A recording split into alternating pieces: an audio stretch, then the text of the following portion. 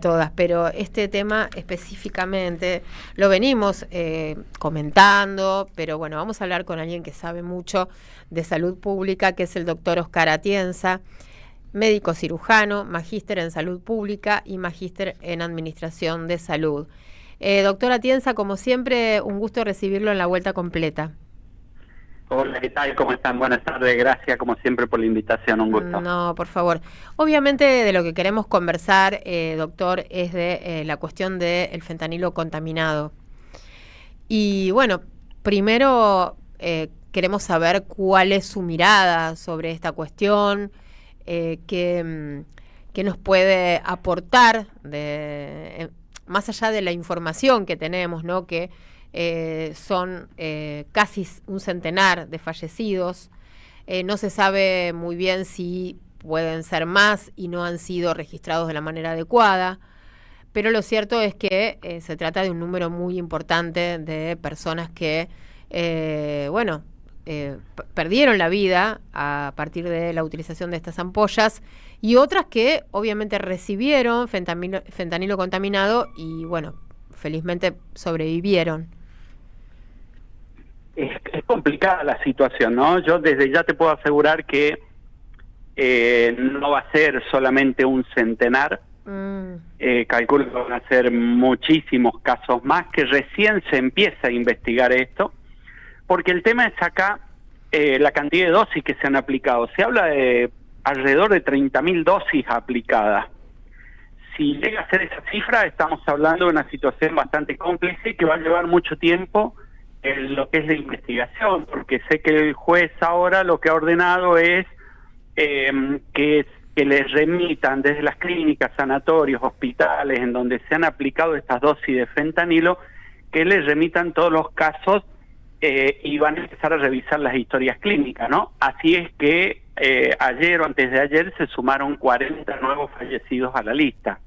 De modo que a medida que pase el tiempo y que vayan revisando las historias clínicas, se van a encontrar muchos más casos y creo que va a ser una de esas situaciones en las que nunca vamos a tener una cifra exacta. Es un hecho único. Yo no tengo registro en mi mente que esto haya pasado anteriormente con esta magnitud, ¿no? Hay que irse al caso que hubo en San Juan del propóleo, que se cambió alcohol metílico por etílico y fueron 21 o 24 casos, quedó siempre la duda ahí, pero ese fue el más grande, eso fue en el año 92 o 93, pero recién se empieza y ya estamos con 100 casos, ¿no? Ahora, la doctor, verdad es que sí, es tremendo.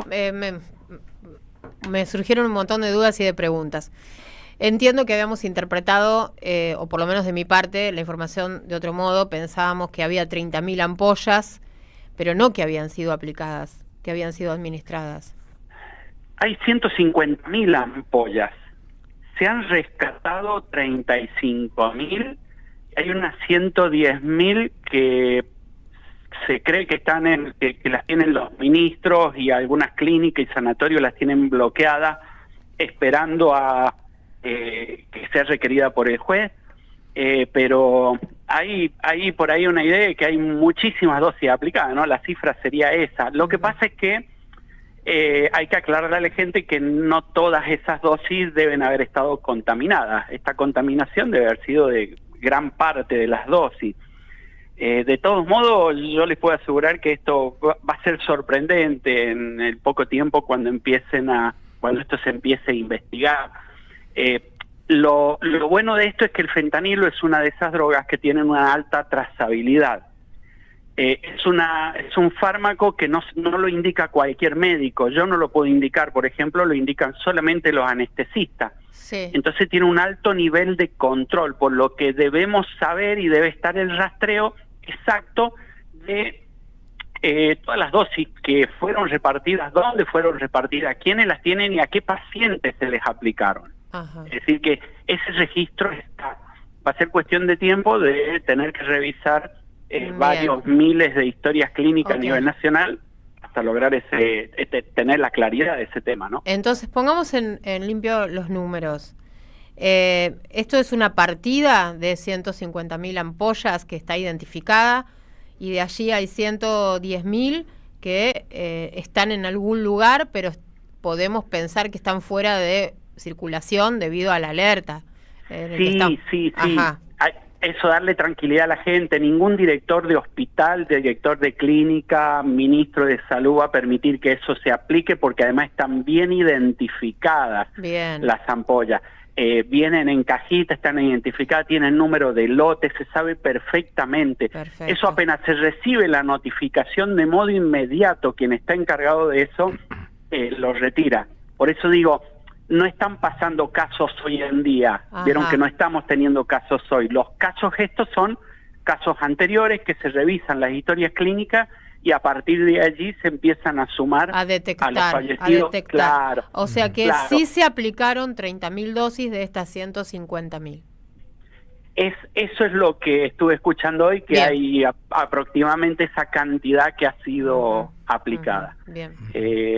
Habrá que determinar cuáles de esas fueron aplicadas y generaron septicemia en los pacientes, y esos pacientes fallecieron, porque hay muchos que deben haber sobrevivido. Lo que está infectado es con una bacteria, que es la Klebsiella. Hay dos bacterias en realidad, pero la Klebsiella es la de más alta preocupación porque es multiresistente a antibióticos. Entonces cuesta mucho tratarla. Por eso es que pasa esto. Decirle a la gente también, porque es una consulta muy frecuente que tenemos por ahí por las redes, que aquellos pacientes que recibieron fentanilo en alguna operación hace 2 o 3 meses atrás, hoy no tienen riesgo, porque esta bacteria actúa de modo inmediato. Es decir, ni bien le inyectan con el fentanilo en la sangre, 24 o 48 horas después estoy con la septicemia. No me aparece una septicemia un mes después o 2 meses después. Eso es inmediato. Es decir, que no se preocupen aquellos que han tenido algún tipo de intervención quirúrgica o ha estado internado o le han hecho alguna analgesia con fentanilo, de que puedan desarrollar 1 o 2 meses después la enfermedad, porque eso no va a pasar. Digo, la bacteria se replica en el momento y genera la enfermedad en el momento, el problema en el momento. Ahí a 24 o 48 horas, no más que eso. Doctor, le quiero hacer una consulta respecto a esto, porque digamos que la trazabilidad lo que se va a lograr es una reconstrucción, y a su vez se va a juntar con historias clínicas de personas que fallecieron, a las cuales les había sido administrada una ampolla que podía llegar a contener ese fentanilo contaminado. Después va a haber que analizar historia clínica por historia clínica de esos fallecidos, si efectivamente la septicemia que produjo la muerte es a raíz de la aplicación del fentanilo o es a raíz de otra situación. Sí, de hecho tengo entendido que esa información ya ha sido pedida a todos los directores de clínicas y sanatorios que contaron con la aplicación de estas partidas. Van a tener que remitir las historias clínicas o analizar las historias clínicas de aquellos que fallecieron por septicemia, y además recibieron las dosis de estos lotes de fentanilo. Por eso digo que esto va para largo. Hay que revisar, son varios miles de historias clínicas que se van a tener que revisar, pero efectivamente va a ser así. Los directores de hospitales, clínicas van a tener que remitir esos casos, los que fallecieron por septicemia y que además recibieron estos lotes, que eso está totalmente trazado. Es decir, se sabe perfectamente a qué pacientes se le indicaron fentanilo y de qué lote. Eso es así. Eso hay una muy buen control en ese sentido. Otra consulta que le quiero hacer, y apelo acá a su experiencia como administrador de salud. Los primeros casos de fallecimiento se dieron en febrero en el Hospital Italiano de La Plata, y en Rosario también en febrero ya empiezan a denunciar la existencia de estas ampollas contaminadas. ¿Es habitual que a partir de una denuncia de estas características o de un registro de estas características el ANMAT demore 3 meses en elaborar una alerta? No, no es habitual. De hecho, eso tiene que funcionar de modo instantáneo, de modo inmediato. Ahí tendrán que investigar a ver por qué se produjo ese tipo de demora, ¿no? Ya sabemos que el ANMAT está bajo jaque desde hace bastante tiempo. Sé que han reducido el personal. Es posible que tenga que ver con ese tipo de situación, pero este tipo de denuncias deben ser inmediatas, son instantáneas, porque además los equipos de salud, las clínicas, sanatorios, hospitales, hay un sistema que es el CISA, que es en donde se registra esto, y eso actúa de modo instantáneo. Así que no deberían haberse demorado. Habrá que ver por qué pasó eso, ¿no? Bien, lógico, por supuesto, y todavía no hay ninguna respuesta de parte de lo que es el área de salud a nivel nacional, ¿no? Sobre toda esta crisis que tanto preocupa y como usted nos deja también pensando, ¿no? Que vamos a conocer a partir de la investigación que va a realizar la justicia, entiendo, ¿no? Muchos más casos. Sí, a mí lo que más me preocupa es que, digamos, el ministro y los ministros de salud de las provincias tendrían que salir un poco a dar tranquilidad, porque son ellos los que tienen que asegurar, como hizo el ministro de Salud de Córdoba hoy, él dijo que esas dosis fueron retiradas junto con todos los fármacos y todas las ampollas del laboratorio HLB Pharma. Ellos retiraron todo, no retiraron solamente lo que fue el fentanilo. Y me parece que lo que está pidiendo la población es que el ministro de Salud de la Nación salga y diga...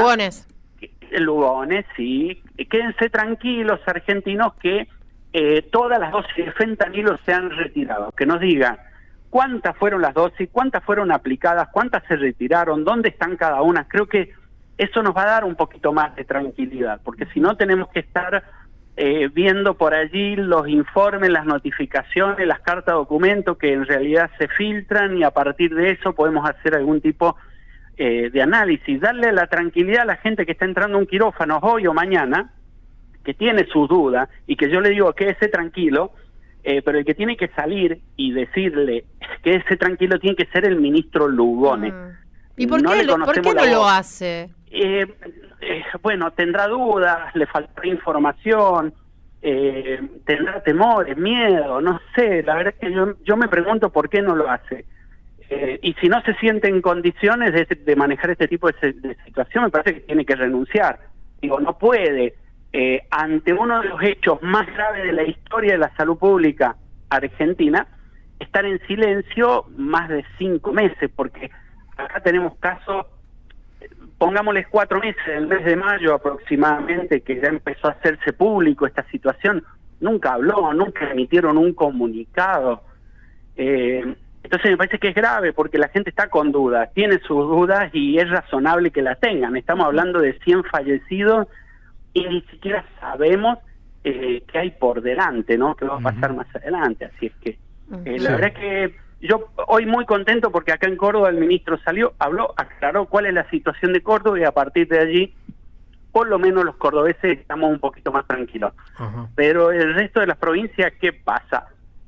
Esa es un poco la duda. La duda. Doctor, apelo una vez más a su experiencia y su conocimiento. ¿Cómo es posible que se produzca una contaminación de estas características? Es increíble, yo no logro entender cómo, porque si ustedes ven cómo son los laboratorios internamente, el nivel de asepsia, porque ahí hablamos de asepsia, ¿qué es la asepsia? La ausencia completa de bacterias y virus digamos, dentro del laboratorio, porque eso hay que producirlo en un nivel de higiene que es, la verdad, alarmante. Uno entra allí y no hay forma ni siquiera de mezcla de fármacos entre sí, porque los laboratorios producen muchos fármacos. Ni siquiera hay entrecruzamiento de fármacos entre sí. Yo no me imagino en qué momento eso se puede haber contaminado. Obviamente fue antes de producirse el envasado de la ampolla. Digo, no es que la ampolla por fuera fue contaminada, fue adentro. Y por lo que uno ve, ya habían alertas en el mes de diciembre que decían que tenían algunos problemas estos laboratorios con la higiene, con la contaminación. Es decir, que en algún punto allí se contaminó. Y es una bacteria complicada, digo, ¿de dónde salió esa bacteria? Porque uno puede decir, bueno, estornudaron encima y aparecieron estafilococos. Bueno, podría ser algo más común, pero una Klebsiella generalmente son gérmenes, son bacterias intrahospitalarias. Es decir, que más complejo todavía el pensar cómo ocurrió eso, ¿no? Pero además, los niveles de higiene dentro de estos laboratorios son tremendos. Así es que no ¿Podría sé, tratarse de un atentado? Está como hipótesis, yo creo que no, me da la impresión de que no, pero hoy creo que salió el mismo dueño o ex dueño del laboratorio a decir que eso estaba dentro de las posibilidades. Podría tratarse, pero por ahí fue algo mucho más, no sé, algún contagio, no contagio digo, sino algún entrecruzamiento de algún material contaminado y que terminó de contaminar, que es lo otro que uno piensa, ¿no? 150.000 dosis, son varios litros de fentanilo los que se contaminaron. Claro. Todo bastante raro, ¿no? Y ahora, esos laboratorios siguen funcionando. Siguen funcionando. Y no sabemos... eso también es un tema, ¿no? Porque, bueno, siguen funcionando, ocurrió esto, pero siguen largando ampollas al mercado farmacéutico. Tengo entendido que pidieron autorización para fabricar más fármacos. Digo, tampoco hay nadie detenido. Y no, controles de esos lugares, ¿no? Para asegurarnos a todos esa y a todas de la que usted habla. Claro, que esto está en orden, ¿no? Que sí, eso tendría que estar todo, no sé, yo no soy juez, pero me imagino que eso tendría que estar todo bloqueado, controlado por la justicia para ver qué está pasando ahí adentro, qué pudo haber pasado, porque no puede quedar esto en la duda de la historia de la Argentina como algo que pudo haber sido un atentado o pudo haber sido una simple contaminación que está dentro de las posibilidades, pero son cuestiones bastante claro, raras, ¿no? Y la respuesta es siga, ¿no? O sea, bueno, ya pasó, siga. Se sacaron las 150.000 dosis y acá no pasó nada. Estamos hablando de casi 8 meses, ¿no? Claro. Porque si esto arrancó por allá por el mes de diciembre hasta ahora y eso sigue operando, digo, pasó mucho tiempo, los controles no estuvieron, y hoy se sigue hablando en desarmar el ANMAT, porque digamos, se lo culpa al ANMAT y dice, como no sirve, como se les pasó esto, hay que hacerlo a un lado. Fue un poco el mensaje del ministro Sturzenegger. Claro, como no se controló correctamente, que no controlen más. ¡Qué bárbaro! Claro. Ya ahí, por ejemplo, ya no se están controlando los cosméticos. Es decir, que aquellos que usan cosméticos... Las mujeres, por ejemplo, ya casi no tienen controles de la ANMAT, así es que... bueno, no le caemos muy bien al gobierno nacional. Hay que tener mucho cuidado ahí, ¿no? Mucho cuidado. Obvio. Sí. Bueno, doctora Atienza, ha sido muy amable. De todas maneras, le tengo que decir algo. El nivel de información cruzada y de desinformación que existe en torno a este tema es tal que la verdad nos ha aclarado muchas cosas, porque, bueno, ahora sabemos que las 30.000 dosis de las que estamos hablando, algunos dicen 40.000, fueron aplicadas, no es que todavía están por ahí y, bueno, cualquiera que tiene que hacerse una intervención y le da miedo, sino que, bueno, esto nos está diciendo usted, esto tendría que decirlo una autoridad a nivel nacional o los ministros de salud de cada provincia, eso nos ha quedado clarísimo. Y bueno, seguiremos trabajando como comunicadores en busca de esa información de una fuente, como usted dice, que se haga responsable. Exacto, sí, porque creo que todos nos merecemos conocer la verdad, saber qué cantidad de dosis se aplicaron, en dónde se aplicaron, cuáles son los lugares. Acá en Córdoba se habla de 16 centros de salud que han aplicado dosis. Imagínense, solo en Córdoba. Sí. Así es que me parece que todos nos debemos un poco nos deben esa explicación, saber tener la exactitud y a la gente decirle, mire, por el nivel de trazabilidad que tiene el fentanilo, hoy ninguna de esas ampollas está en circulación. De hecho, no tenemos casos hoy. Así que en eso decirle a la gente que quédese tranquila, pero el que tiene que salir y decir esto es el ministro Lugona, dejarnos a todos tranquilos de que eso no está pasando. ¿Sí? Porque hay mucha gente que está entrando en cirugía y tiene sus dudas, sus miedos, sus temores. Y bueno, es lógico que los tengan, sí. Por supuesto. Bueno, muchas gracias. Gracias a ustedes por la comunicación, un gusto. Oscar Atienza, médico cirujano, magíster en salud pública, magíster en administración de salud.